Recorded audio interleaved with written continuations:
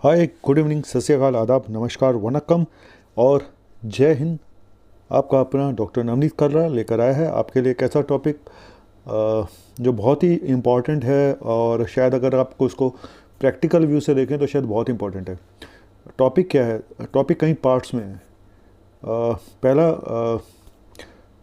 Question है कि vaccine लगवाने का सही समय कब है, क्यों ज़रूरी है, टॉपिक बताता हूँ। दूसरा, मुझे कोविड हो गया तो मैं उसके बाद कब वैक्सीन लगवाऊं? मुझे ऑलरेडी हो चुका है, मैं उसके कितने दिनों बाद वैक्सीन लगवाऊं? तीसरा,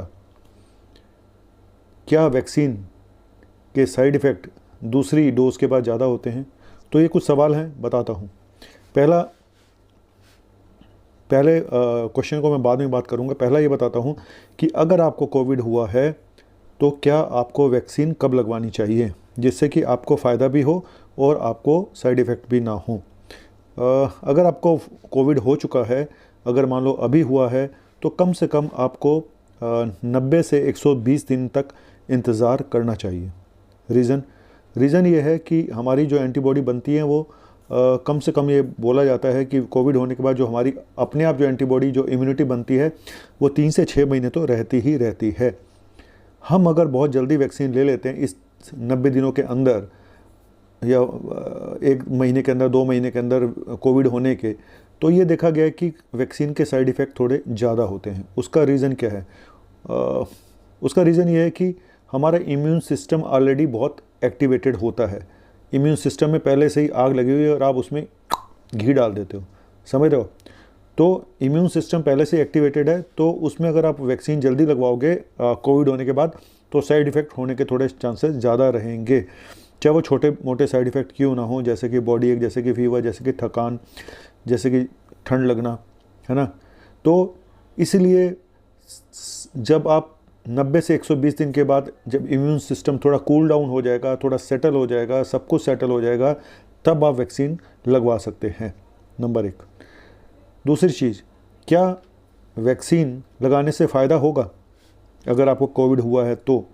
देखिए जी, ये कुछ स्टडी हुई है जहाँ पे ये भी बताया गया है कि पोस्ट कोविड सिम्टम जिन लोगों को होते हैं, कोविड होने के बाद जिनको थकान है या बार बार बदन दर्द होता है या हेडेक होता है या कुछ मेंटल सिम्टम आ रहे हैं, जहाँ पोस्ट कोविड सिम्टम जिनको बोलते हैं, तो कुछ लोगों, कुछ साइंटिस्टों का ये भी कहना है कि वैक्सीन लगने के बाद इन सिम्टम्स में इम्प्रूवमेंट आता है, मतलब कि ये सिम्टम कम हो जाते हैं वैक्सीन लगने के बाद। तो कुछ साइंटिस्टों का ये भी मानना है। हालांकि थोड़ा सा अभी ये कंट्रोवर्शियल टॉपिक है, कुछ लोग, ज़्यादातर लोग ये मानते हैं, लेकिन कुछ लोगों का कहना है कि नहीं जी, आप इसके बारे में कुछ नहीं कह सकते। लेकिन कुल मिला के कि क्या कोविड होने के बाद वैक्सीन लगवानी चाहिए? जी हाँ, लगवानी चाहिए। और कब लगवानी चाहिए? मेरा मानना है 3 से 4 महीने बाद लगवानी चाहिए। तब तक आप, एक फ़ायदा और भी होगा कि हम दूसरों को प्रायोरिटी दे सकते हैं कि जिनको ज़्यादा ज़रूरत है वो लगवा लें, हमारी एंटीबॉडी अभी बनी हुई है।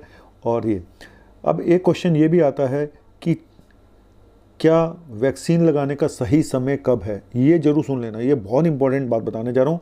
वैक्सीन लगवाने का सही समय कब है? मैं उनकी बात नहीं कर रहा हूँ जिनको कोविड हो गया, नहीं हुआ। मैं एक आम बता रहा हूँ, जिनको वैक्सीन लगवानी है, जिसको पहले कोविड नहीं हुआ है, उसके लिए सही समय कब है। देखिए,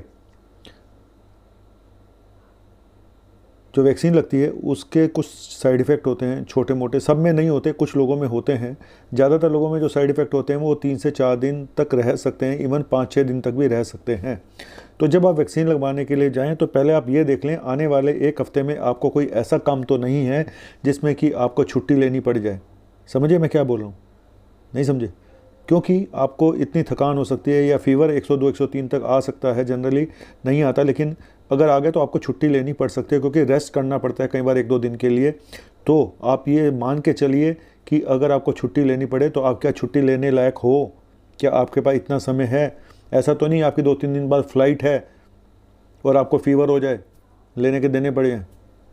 तो ये सब सोच के करिएगा कि आपका आने वाले 2-3 दिन में कितने ज़रूरी काम हैं, उसके हिसाब से करिएगा। लेकिन हाँ, ये ज़रूर है कि जल्द से जल्द वैक्सीन लगवानी ज़रूरी है। तीसरी चीज़, वैक्सीन की जो सेकंड डोज होती है उसमें ये देखा गया कि साइड इफ़ेक्ट ज़्यादा होते हैं, पहली डोज से ज़्यादा साइड इफ़ेक्ट सेकंड डोज में होते हैं, चाहे वो हल्के फुल्के भी क्यों ना हो।